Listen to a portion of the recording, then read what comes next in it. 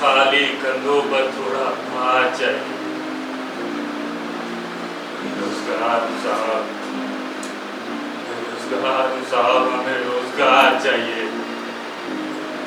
हमें रोजगार चाहिए। पैसे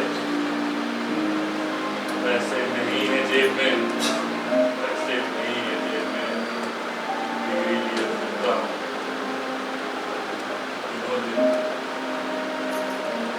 दिनों दिन अपनी नजरों की छिपा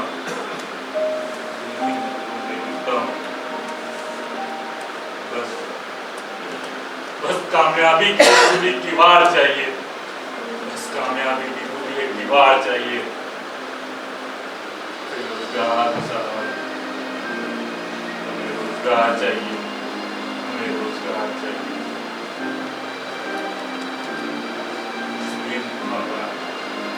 दिन और रात करके मेहनत किए फिरता हूँ, तब जाकर कहीं सूखी रोटी खाकर चैन से पेट भरता हूँ। भ्रष्टाचार से तो लोग खूब नौकरी पा रहे हैं, खूब नौकरी पा रहे हैं, रिश्वत के पैसे खूब मजे से खा रहे हैं। यहाँ नौकरी के लिए बस जुगाड़ चाहिए, यहाँ नौकरी के लिए बस जुगाड़ चाहिए।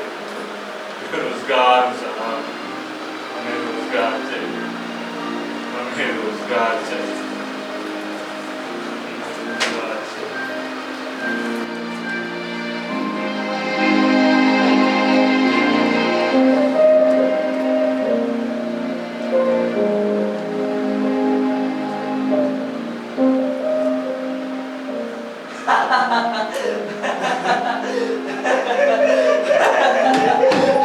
बेरोजगार साहब, हमें रोजगार चाहिए।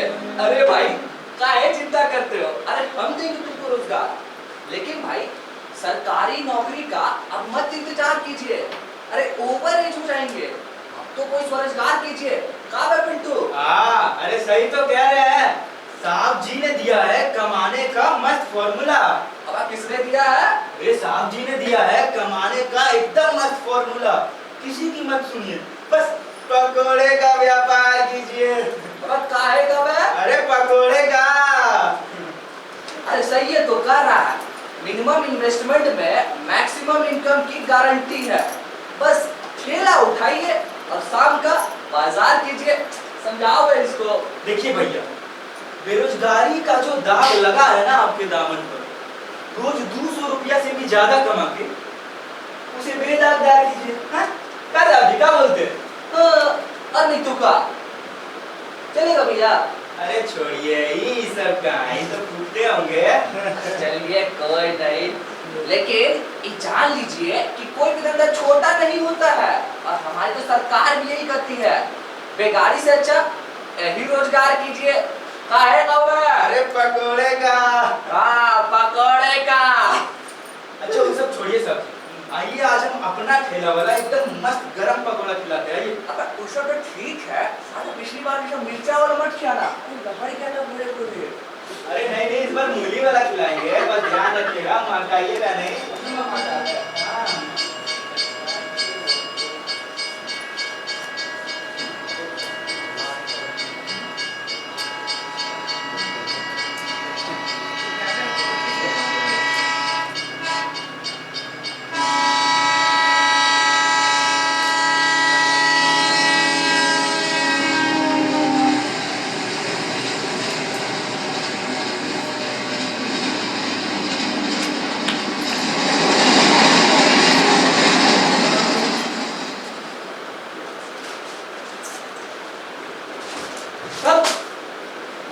दिन भर एक के खबर। अरे इसको काहे फेंक दिए?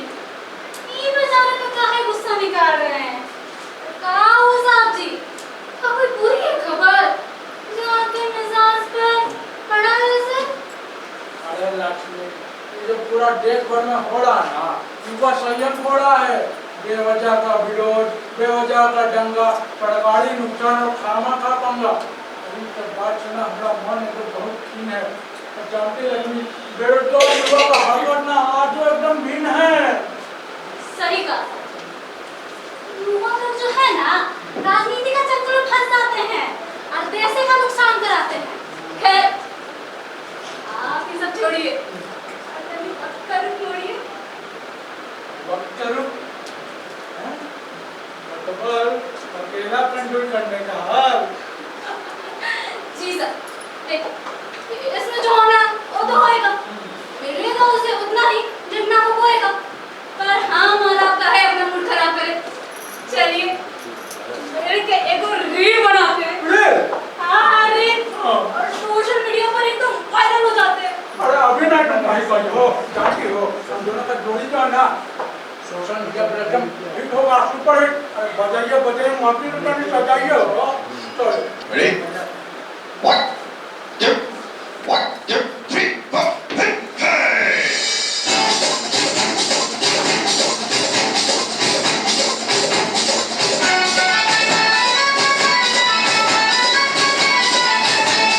कहते हैं करते हैं जो मर्जी, सुनते नहीं है किसी की अर्जी। कहते हैं जो मर्जी, सुनते नहीं है किसी की अर्जी। करते नहीं हम रेगुलर ड्यूटी। थाना में बैठे ऑन ड्यूटी, बजावे हाय पांडे जी सीटी। थाना में बैठे ऑन ड्यूटी, बजावे हाय पांडे जी सीटी। पांडे जी सीटी, बजावे जी सीटी। पांडे जी सीटी, बजावे ऑन ड्यूटी। आदत बड़ी नास पीटी, बजावे हाय, बजावे हाय, बजावे हाय पांडे जी सीटी।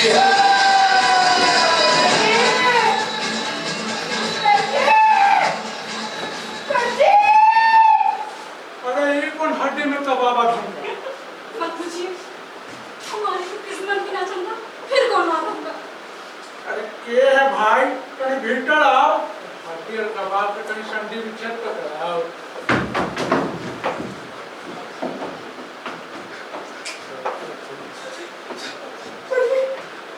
पूरा पहाड़ हिंदी चुका। तुम उठाए बलराम। जी भोला राम नहीं, भोला राम, रा रा।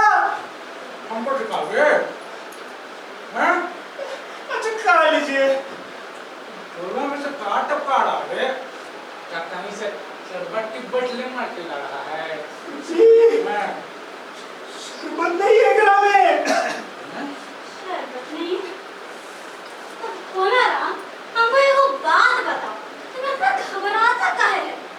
शरबत नहीं है तो क्या? शहद है। अरे मैडम, शहद भी नहीं है। इकराम में से तो कोई और ही चीज बह रही है। कहाँ पड़ा बलराम? अरे सर जी, भोला राम नहीं, भोला राम, रा रा। ना तो हमको पहले सिखा लो, फिर हम आगे बढ़ जाएंगे। तो सिखाओ तुम हमको। अच्छा खा लीजिए। और ये चीज भैया तो खून है काले हैं। अरे जल्दी बताएगा तो किसी मुर्गी की रोज दूंगे, तो किसी मेमने की टांग तोड़ दूं।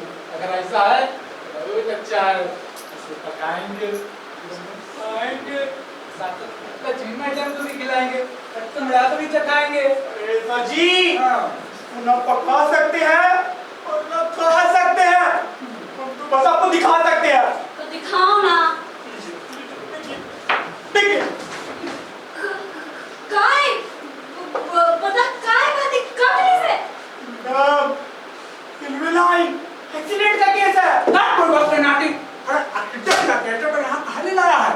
अरे ये बताओ, कि 20% बाजी तो तुम लेकर के आ गया है, बाकी का 80% कहाँ छोड़ाया है? माय बाप, हाँ, शुक्रवा इसीलिए तो शर्मिंदा है।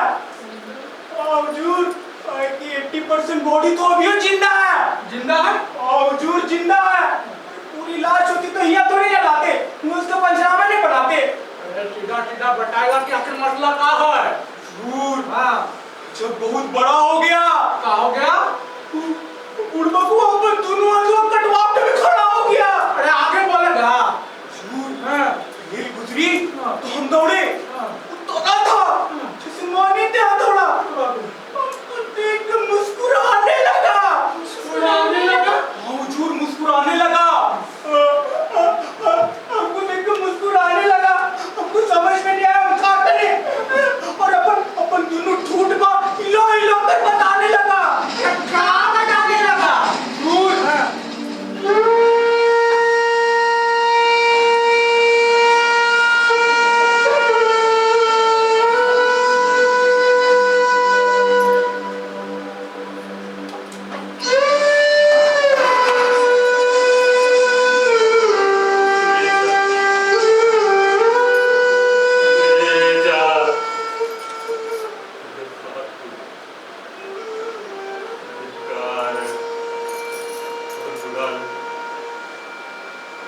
बुढ़ाले कहाँ से वे पत्रकार हैं? मैं उन्हें बताऊंगा।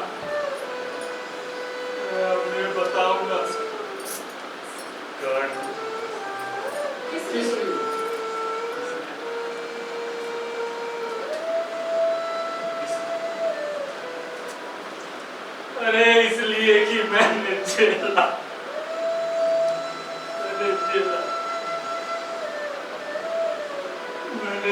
है।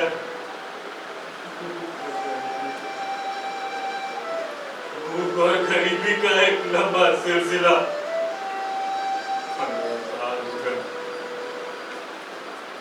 15 साल हो गए। इन हाथों को कोई काम नहीं मिला। इसलिए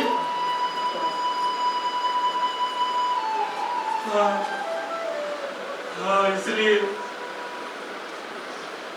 मैंने सोचा ये फालतू में मैं काट दूं।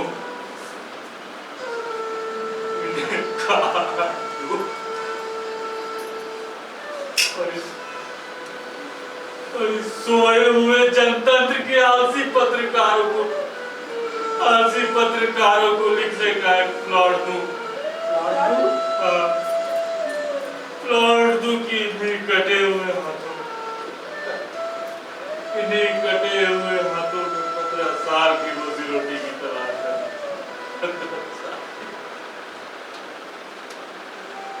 आदमी तो जिंदा है। आदमी तो जिंदा है।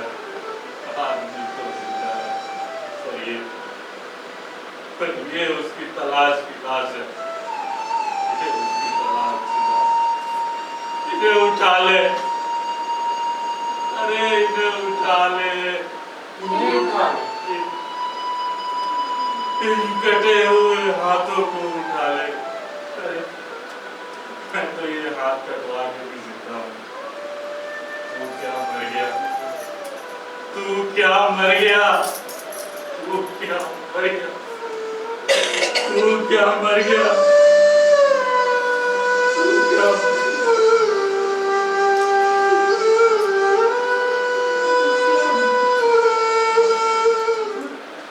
सब सुन के हम डर गया। जीन है या भूत? अपने आप को किसी तरह साधा, हाथों को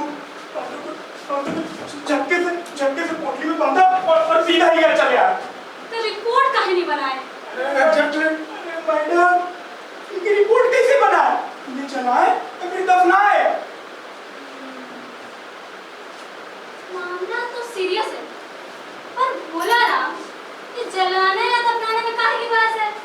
अरे नादान, आदमी जिंदा है तो दौड़ के जा। अब पूछ के आ कि हिंदू है या मुसलमान। हिंदू है तो हाथों की चिता बना, और मुसलमान है तो दफना। एग्जैक्टली। मैडम, अब हमको ना भेजे और इन हाथों को भी आप ही लोग सहेजे। बोला राम। बोला राम नहीं बोला राम रा रा। नाना तुम हमको पायलट सिखाओ, फिर हम आगे फरियाद टेक्टर सिखाओ तुम। अच्छा क्या लीजिए। काम करो भोला राम, इसको ना रिम्स मेडिकल कॉलेज में लेकर के जाओ और लड़के ने देख करके डरेंगे नहीं, बल्कि इनके चीट फाड़ करेंगे, स्टडी करेंगे, नॉलेज गेन करेंगे। एग्जैक्टली। तो भोला राम अब तुम इसको लेकर कर निकलो, ठीक है ना? हम कल तक अपने साथ रेस प्रैक्टिस करते हैं। पता नहीं इसके आगे क्या हुआ, लेकिन इस घटना ने मेरे मन को छुआ। अरे इस पढ़े लिखे नौजवान ने अपने इन दोनों हाथों को खोला, और सच कहता हूँ अखबार में इस खबर को पढ़कर मैं रो दिया और सोचने लगा ये तथाकथित बड़े बड़े लोगों को आज शर्म से गड़ जाना चाहिए। अरे आज उन लोगों की ही कृपा से एक अकेले पेट के लिए ये दोनों हाथ कम पड़ गए। ये उगता चुका था उन लोगों की झूठी बातों से, वरना ये क्या नहीं कर सकता था अपनी इन दोनों हाथों से। अरे वो क्या नहीं कर सकता था इन हाथों से? किसी मकान का नक्शा बना सकता, हाथों में बंदूक हमका देश को सुरक्षा दिला सकता, ट्रेन से सामान चढ़ा सकता था, हाथों से सड़कें बढ़ा सकता था। आज हम तो और हाथ से हाथ लेकर बच्चों को पढ़ा सकता। मैं सोचता हूँ इन्हीं हाथों से उसने बचपन में तिमाही छमाही सालाना परीक्षाएं दी, माँ से पास होने की दुआएं ली होंगी। इन्हीं हाथों से उसने प्रथम श्रेणी में पास होने की दुआएं ली होंगी। इन्हीं हाथों से उसने किसी के लड्डू खाया होगा। इन्हीं हाथों से उसने डिग्रियां सही की, इन्हीं हाथों से उसने अर्जियां भेजी। और अगर काम पर जाता ये निभूता तो ये निभूता इन्हीं हाथों से माँ के आशीर्वाद देता, खुशी के मौके पर डफली बजाता, और तो और किसी खास रात को इन्हीं हाथों से दुल्हन का मुखड़ा उठाता, इन्हीं हाथों से झुनझुना बजाकर बेटी को बहलाता और रोते हुए बेटे के गाल सकता। पर तूने तो काट दिए, और तू कायर नहीं। कायर तो तब होता जब समूचा कट जाता और देश के रास्ते से हमेशा हमेशा को हट जाता। सरदार भगत सिंह ने ये बताने के लिए कि देश में गुलामी है पर्चे बांटे, पर तूने इस देश में बेरोजगारी है ये बताने के लिए अपने ये दोनों हाथ काटे। ऐसा तो हमें भ्रम नहीं, लेकिन प्यारे तू किसी शहीद से कम नहीं, क्योंकि तेरी शहादत के पीछे लाखों हजारों नौजवान की कतार, और उस पूरी कतार की यही पुकार है, हमारी भूखे नंगी परिवारों को रोजी रोटी का इंतजाम दो, हमें काम दो, हमें काम दो।